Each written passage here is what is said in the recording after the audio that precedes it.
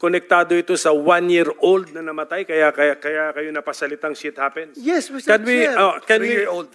ilan? Mr. Chair, 3-year-old 3 years old daw. na nangangarap ding Okay. maging police. Sige, Father, ikaw familiar sa what happened doon sa 3 years old na namatay? Sige nga, so that we will see the... Sa pagkaalala ko po ay ito po ay isang police operation at ang hinuhuli nila yung anak, ay yung tatay, at dahil dito ay nadamay po yung anak, ano? Nadamay yung anak at namatay yung anak. I wouldn't want to give any Saan po yun? I wouldn't want to give Okay, any place and then date, and then sa incidenting yun, yung 3 years old lang ang namatay? kasama po yung ama, Mr. Chair. Kasama ang ama. So, yun. That is the context, ha? Yan, Yes. yan yung context, ha, na nangyari ito. Yes, Mr. Chair, wala naman talagang pulis gustong pumatay ng bata. Kaya nga sabi ko, shit happens. Tinamaan yung bata sa crossfire. Kaya nga, nangyari yun. But Father, sa investigation ninyo, official police operation yon, na-confirm na ninyo sa HQ? It was po. Kaya Okay, may mga pangalan ng operatives. I think meron po, Mr. Chair, and ayaw kasi mag-appear po nung... Paki-organize na lang po yung data kasi Opo. isa na yan sa napag-usapan natin ngayon. We are interested in that police operation na may 3-year-old na namatay. Yes, kasama ng kanyang papa siguro, papa? Yes, kasama po. papa. O, sige. Mr. Chair, na-autopsy rin po ni Dr. Raquel Fortun ang bata. So she can objectively provide the truth in this committee. Salamat po. yeah, Mr. Chair. Sa Senator ba to? Another question. Yung inimbestigahan ninyo, Father, ng mga kaso, marami yon, sinabi mo. And you have evidences. Meron kayong proof na sabi mo pa nga, binalian ng kamot. Sabi mo, may mga revolver na paulit-ulit na ginagamit as a exhibit. Then, sa haba ng panahon, Father, ilan na pong kaso na file ninyo pertaining to those cases that you have investigated? Ilan na pong kaso na file ninyo? Can I respond, Mr. Chair? Respond to the best of your ability. Okay. Pero hindi naman, I don't think it's the responsibility ninyo to file the cases. Pero sige, yeah, just... Precisely. Mr. Chair, but since concerned siya, advokasya niya yan, he should see to it that justice must be served to these victims. Hindi po ba mas responsibility ng pulis yan? Responsibility nga ng police, Mr. Chair, pero sila nag-imbestiga, he's provided. Otherwise, kung hindi siya tumulong para mapile yung kaso na yan, halata ng ginagawa niya, puro propaganda. Nagpo-propaganda lang siya. Nagsasabi siyang ganon. Hindi pala siya interested na makuha ang hustisya. Hindi niya pinaluap sa pulis kung nakasuhan na itong mga gago na ito. Because for one, I want justice to be served. Lalong-lalo na yung mga inosente na pinatay. Dapat talaga, Father. Baka mas pwede pa akong maging pare kung tutuusin. Kasi gusto ko talaga kung if I have the goods, I have the evidence as you showed that a while ago. Balik-balik na, halatang binugbog mo na bago pinatay eh. Di ba? So, you should pinaluap mo sana yun, na-file yung kaso. Kung hindi mo pinaluap, well, masasabi ko hanggang propaganda ka lang, Father. Mr. Thank Chair. you, Mr. Chair. Mr. Chair. Father, si Senator Risa wants to interject something. Sige, Senator Risa. Salamat kayo, Mr. Chair. Brief interjection lang. May expression kanina na what's the fuss. I think dahil lahat tayo, lahat around the table, ayaw nga natin na may nangyayaring ganito na may batang nako-crossfire. And a good number of us, ayaw din natin ang buong sitwasyong ito na nagkaroon ng EJ case, nagkaroon ng war on drugs. And secondly, Mr. Chair, for the record, ilang beses na rin nagkaroon ng pagdududa sa motibo ni Father Flavi sa pagharap sa ating komite. I think na he doesn't deserve that dahil pinepresume po ng ating komite na all our resource persons humaharap sa atin in good faith. So kung maaari ko lang i-make of record yan, Mr. Chair, na buong loob akong nananalig sa good faith ni Father Flavi sa pagharap sa atin at pagpresenta nung karanasan at ebidensya na meron ang Project Paghilom. For the record, Mr. Chair. Father, you don't mind being asked these hard questions naman, di ba? No, except that Okay. Answer to the best of your ability. Salamat po. And Mr. Chair, I would like to acknowledge the intervention of Senator Riza. Hindi po uso at hindi po nasa bokabularyo ko ang pagbublot ng katotohanan at pagpapropaganda. Ito po ay ginawa ko sapagkat bago pa magkaroon ng patayan sa nagdaang administrasyon, meron na tayong isang lugar kung saan tinatawag na kalinga. Nagpapaligo, nagpapaaral, at meron pa ngang only rice ang mga homeless. 2015.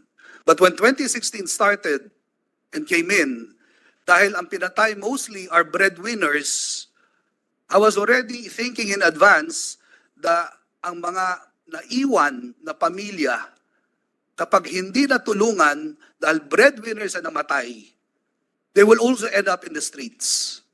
So to address that issue, we created Program Paghilom to help provide the core competence of psycho-spiritual interventions.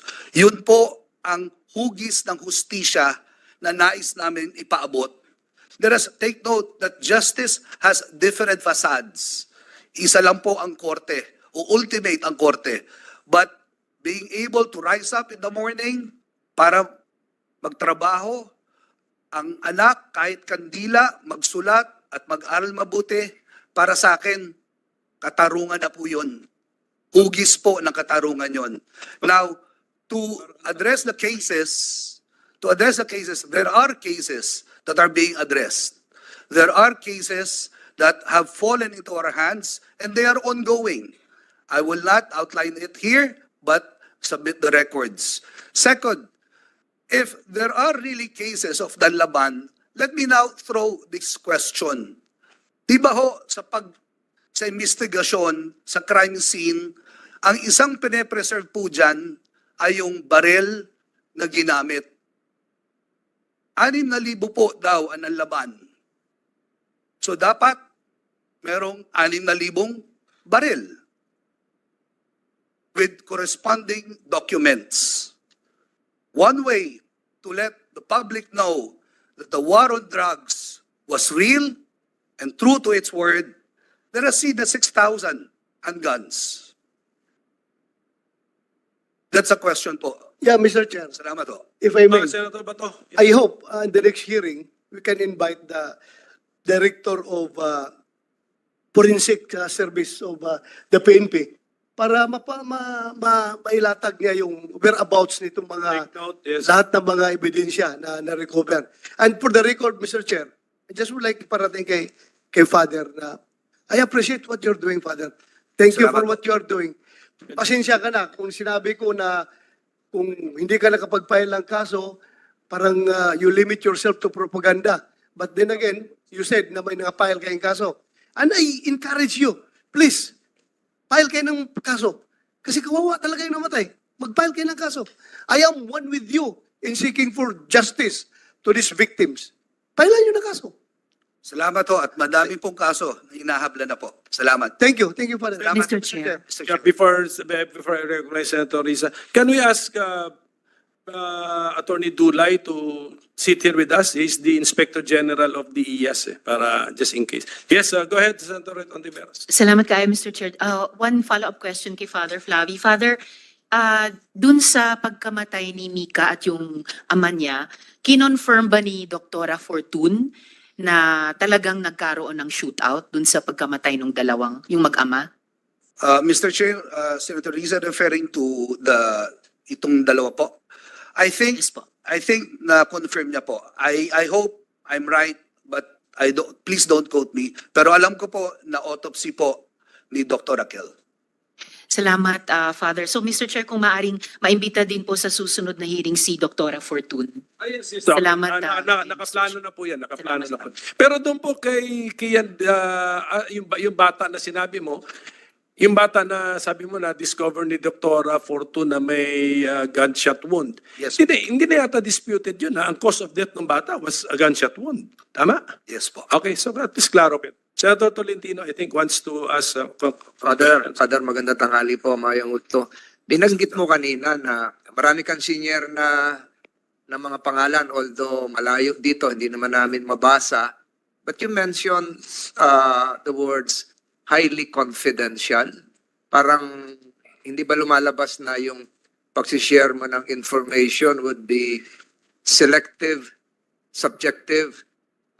Paano po ito? Saan ang hangganan na ito? Kung ano lang yung gusto nyong ibigay o kasi ang gustong patunguhan ng committee ito, ng hearing, malaman nga kung ano yan. Pero kung magbibigay kayo ng konti, withhold kayo, paano po yon? Salamat po, Mr. Chair. Nung sinabi kong highly confidential, unang-una po ay meron po sila kanya-kanyang mga abogado.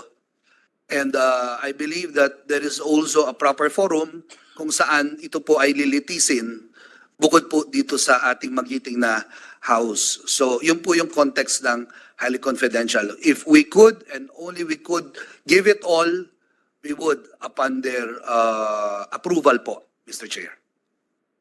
Thank you. Salamat, Majority Leader. Salamat po. Salamat.